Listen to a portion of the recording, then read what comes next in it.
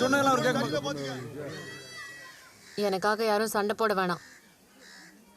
நான் அவனையே கல்யாணம் பண்ணிக்கிறேன். கிறுக்கு பிள்ளை, உனக்காகத்தான் முன்னாடி நாங்க சண்டை போட்டுருக்கோம். நீ என்ன அப்படி பேசிக்கிருக்க? உன் வேலையை பாரு. உனக்கு என்ன? என் அண்ணனுக்கு நான் தான் உசுறு. அது சின்ன வயசுல இருந்து என்னை பார்த்து பார்த்து வளர்த்துச்சு. அதுக்கு தெரியாதா எது சரி தப்புன்னு? அதுவும் இல்லாம அது ஒரு வார்த்தை சொல்லி தலை குனிஞ்சு நிக்கிறத என்னால பார்க்க முடியாது. அது எது செஞ்சாலும் எனக்கு சரியா தான் இருக்கும். நாமனே கல்யாணம் பண்ணிக்கிறேன்.